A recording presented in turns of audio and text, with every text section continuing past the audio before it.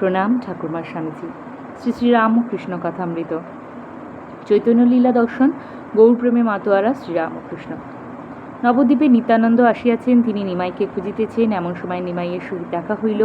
নিমাই তাহাকে খুঁজিতেছিলেন। মিলনের পর নিমাই বলিতেছেন, সার্থক জীবন সত্য মম ফলেছে স্বপন, লুকাইলে স্বপ্নে দেখা দিয়ে।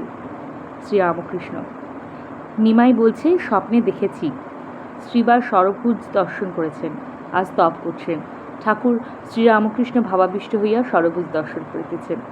গৌরাঙ্গের ঈশ্বর আবেশ হইয়াছে, তিনি অদ্বৈত শ্রীবাস হরিদাস ইত্যাদির সহিত ভাবে কথা কইতেছেন। গৌরাঙ্গের ভাব বুঝিতে পারিয়া নিতাই গান গাইতেছেন।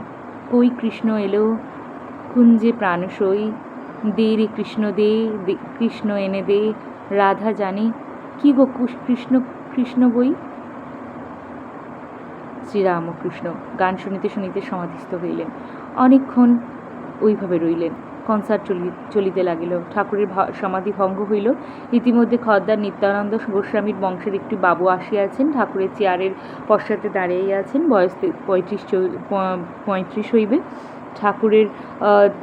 ঠাকুর তাহাকে দেখিয়া আনন্দে ভাসিতে লাগিলেন। তাহার হাত ধরিয়া কত কথা কহিতেছেন। মাঝে মাঝে তাহাকে বলিতেছেন, এখানে বসো না, তুমি এখানে থাকলে খুব উদ্দীপন হয়। সস্নেহে তাহার হাত ধরিয়া যেন খেলা করিতেছেন। সস্নেহে মুখে হাত দিয়া আদর করিতেছেন। গোস্বামী চলিয়া গেলে মাস্টারকে বলিতেছেন, ও বড় পণ্ডিত, বাপ বড় ভক্ত। আমি খদ্দার শ্যামসুন্দর দেখতে গেলে যে ভোগ 100 টাকা দিলে পাওয়া যায় না, সেই ভোগ এনে আমায় খাওয়ায়। এর লক্ষণ ভালো, বড় ভালো। একটু নেড়ে চেড়ে দিলে চৈতন্য হয়। ওকে দেখতে দেখতে বড় উদ্দীপন হয়। আর একটু হলে আমি দাঁড়িয়ে পড়তুম। গোস্বামীকে দেখতে দেখতে আরেকটু হলে ঠাকুরের ভাবসমাধি হতো। এই কথা বলিতেছেন। যবনিকা উঠিয়া গেল। রাজপথে নিত্যানন্দ মাথায় হাত দিয়া রক্তস্রোত বন্ধ করিতেছেন। মাথায় কলসির কানা ছুঁড়িয়া মারিয়াছেন। নিতাইয়ের ভূক্ষেপ নাই। গৌরপ্রেমে গড় গড় মাতোয়ারা। ঠাকুর ভাবাবিষ্ট দেখিতেছেন, নিতাই জগাই মাধাইকে কোল দিবেন।